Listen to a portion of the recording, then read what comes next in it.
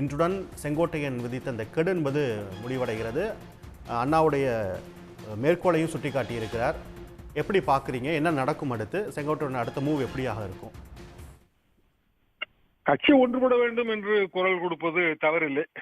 கிட்டத்தட்ட அனைவருக்கும் அந்த எண்ணமாக தான் இருக்கும். ஏனென்றால் தமிழ்நாடு அரசியல் என்பது க்ளோஸ்ட் ஃபார்ட் எலெக்ஷன். நீங்க 2016 பார்த்தீர்கள் என்றால் 5000 ஓட்டுகளே 25லிருந்து 30 தொகுதி வெற்றி தோல்வியை நிர்ணயித்தது. 1000 ஓட்டுகளே 7-8 தொகுதி வந்துச்சு. அப்படி என்றால் எல்லா ஓட்டுகளும் தேவை, சரிதான். அது மிகவும் சரியான ஒரு கணக்கு தான்.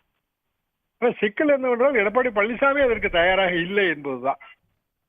இன்னும் சொல்ல போனால் 2026 எங்களுக்கு முக்கியம் இல்லை என்று சொன்னது திரு குருமூர்த்தி அவர்கள்.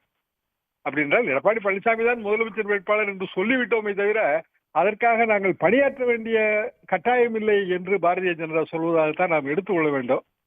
இதே சூழ்நிலையில் எடப்பாடி பழனிசாமி அவர்கள் டெல்லி செல்வதையும் நாம் ஒத்துட்டு பார்க்க வேண்டும். அண்ணா பிறந்த நாளில் அதிமுக இப்படி இருக்கிறதே என்பது ஒரு வகையில் விசனம், கவலை, வருத்தம். காரணம், அண்ணா காலகாலமாக அவர் வடக்கின் ஆதிக்கத்தை எதிர்த்தார், டெல்லியை எதிர்த்தார். டெல்லியிலிருந்து வருகிற பஞ்சாயத்திலே அதிமுக எதிர்க்க வேண்டும். அதிமுகவின் உட்கட்சி பிரச்சனை அதிமுகவின் மேல்மட்ட தலைவர்கள் தானே கூடி விவாதிக்க வேண்டும். அவர்களே ஒரு முடிவெடுக்க வேண்டியதானே. அப்போ முடிவெடுக்க முடியாமல் போகும்போது இன்னொரு பஞ்சாயத்தை நாடுவது என்பது அதிமுகவுக்கு அழகல்ல. அண்ணா பிறந்த நாளில் அப்படியான ஒரு பேச்சு எழுவது கூட அதிமுகவுக்கு நல்லது அல்ல என்றுதான் நான் நினைக்கிறேன். மூத்த தலைவர்கள் எம்ஜிஆர் அவர்கள், ஜெயலலிதா அவர்கள் இருந்த போதெல்லாம் இப்படி நடக்கவில்லையே. பஞ்சாயத்து இருக்கும், அதை நான் மறுக்கவே இல்லை. எல்லா உட்கட்சிகளிலும் பிரச்சனை இருக்கும். ஆனால் அது எதற்குள் தீர்க்கப்படும் என்றால் அந்த உட்கட்சியின் மேல்மட்டத்திற்குள் தீர்க்கப்படும். அதுதானே நிலவரம். இந்த 10 நாட்கள்ல செங்கோட்டையனுடைய அந்த மனதின் குரல் எடப்பாடி பழனிசாமிக்கு கேட்டிருக்குன்னு நினைக்கிறீங்களா? ஏன்னா புரிய வேண்டியவர்களுக்கு புரிஞ்சிருக்கும்னு செங்கோட்டையன் இன்னைக்கு சொல்லியிருக்காரு. எடப்பாடி பழனிசாமிக்கு கேட்கவில்லை என்றால் அவர் டிவி பார்க்கவில்லை என்ற அர்த்தம், பேப்பர் படிப்பதில்லை என்ற அர்த்தம், நமது விவாத நிகழ்ச்சிகளிலெல்லாம் அவர் கிஞ்சித்த அக்கறை காட்டுவதில்லை என்றுதான் அர்த்தம்.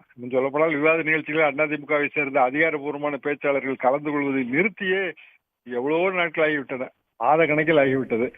பொதுவாகவே ஒரு கட்சியின் அதிகாரப்பூர்வ பேச்சாளர்கள் விவாதங்களில் கலந்து கொள்ளாமல் இருப்பது ஆரோக்கியமான போக்கே அல்ல. எது எப்படி இருந்தாலும் எடப்பாடி பழனிசாமிக்கு உண்டான பிரச்சனை என்னவென்றால் கட்சி தன்பிடியில் இருக்க வேண்டும் என்பதுதான். இன்றைக்கு இருக்கிற சூழ்நிலையில் 2026 தேர்தல் வெற்றி என்பது மிக கடினமானதாகத்தான் இருக்கும். ஒரு பக்கம் திமுக கூட்டணி வலிமையான கூட்டணி, ஆளுங்கட்சி.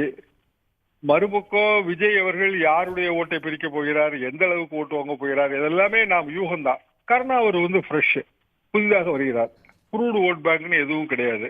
கூட்டத்தை வைத்து நாம கணக்கு போடுவதுதான். கூட்டம் ஓட்டாக மாறுவதில்லை என்பதும் அனைவருக்கும் தெரிந்த விஷயம்தான். ஆனால் யாருடைய ஓட்டு வங்கியை பிரிப்பார்? திமுக எதிர்ப்பு வாக்கு வங்கியை தானே. அப்படி இருந்தால் அதிமுக வாக்கு வங்கி தானே. அதற்கு அதிமுக கவலைப்பட வேண்டும். ஆனால் அப்படி கவலைப்படுவதாக தெரியவில்லை. அப்படி என்றால் 2026 தேர்தலில் எல்லா மாற்று சிந்தனையாளர்களுக்கும் மீண்டும் கட்சியில் இடம் கொடுத்து 2026 தேர்தலில் வெற்றி அடைய முடியவில்லை என்றால், அல்லது பாமகவில் இருக்கும் பிரச்சனைகள் இப்படி எல்லாம் முற்றி அது ஒரு 50-60 தொகுதிகளிலே டாக்டர் ராமதாஸ் அவர்கள் போட்டி வேட்பாளர்கள் நிறுத்தி அது அதிமுகவின் வெற்றி வாய்ப்பை, குறிப்பாக கொங்கு மண்டல வெற்றி வாய்ப்பை பாதித்த என்றால் 26 தனது கை பலவீனமாகிவிடும் என்பதுதான் எடப்பாடி பழனிசாமி அவர்களின் எண்ணம். ஆக அவருக்குமே 26 தேர்தல் முக்கியமானதாக இருக்கிறதா என்பது எனக்கெல்லாம் சந்தேகமாகத்தான் இருக்கிறது. எனவேதான் இதெல்லாம் கேட்க வேண்டியவர்கள் கேட்டு, புரிய வேண்டியவர்களுக்கு புரிந்தோ அவர்கள் பாராமுகமாக இருப்பதற்கு காரணம் இதுதான். பாரதிய ஜனதாவின் மேலாண்மையை ஏற்றுக்கொள்வதற்கு காரணமும் இதுதான். இப்போ நம்ம பேசிட்டு கூடிய இந்த தருணத்திலேயே அண்ணா பிறந்தநாளை ஈரோடு மாவட்டத்தில் 2ஆ கொண்டாடிருக்காங்க. கோபி அலுவலகத்தில் ஒன்றாவும், அந்த புது மாவட்ட செயலாளர் வேறொரு இடத்துலையும் அண்ணா பிறந்தநாளாக கொண்டாடுறாங்க. இந்த முயற்சிகள் எல்லாமே செங்கோட்டையனுடைய அந்த மனதின் குரலை மட்டுப்படுத்துறதுக்கு எடப்பாடி பழனிசாமி செய்யக்கூடிய ஒரு மூவ் தானா? அப்படிதான் பார்க்க வேண்டும். அண்ணா பிறந்த நாளை 2ஆக கொண்டாடுவது அண்ணாவுக்கே செய்யப்படுகிற அவமானம் தானே. அதுல என்ன சந்தேகம் இருக்கு உங்களுக்கு? அதுவும் அண்ணா பெயரை தாங்கி இருக்கிற கட்சி. அதிமுக என்று பெயர் சூட்டியவுடன் திமுக தரப்பிலே மூத்த தலைவர்கள், அப்போது நாவலர் எல்லாம் தலைவரின் பெயரை கட்சிக்கு சூட்டக்கூடாது என்று சொன்னார்கள். ஆனால் கலைஞர் அவர் அதை ஒன்றும் எதிர்க்கவில்லை. அதிமுக என்கிற பெயர் அப்படியே நீடித்தது. அதற்கு பிறகு இதே செங்கோட்டையன் அவர்கள் பொருளாளராக இருந்த பொதுக்குழு, 1976 பொதுக்குழு, கோயம்புத்தூர் பொதுக்குழு, அதில் தான் இந்த ஆல் இந்தியா விகுதி சேர்க்கப்பட்டது. அப்போது எதிர்ப்பு வந்தது. எதற்கு ஒரு மாநில கட்சிக்கு அகில இந்திய என்கிற அடைமொழியை வேண்டாம், அப்படி என்றால் மீண்டும் அண்ணாவின் கொள்கைகளுக்கு புறமானதாக அமையும் அகில இந்திய கட்சியாக நாம் ஏன் இருக்க வேண்டும்? மாநில கட்சி தானே அதிமுக. அதனால எம்ஜிஆர் நினைத்தது நடந்தது. கோவிசெலியன் போன்ற ஒரு கட்சியை விட்டு போனார்கள்.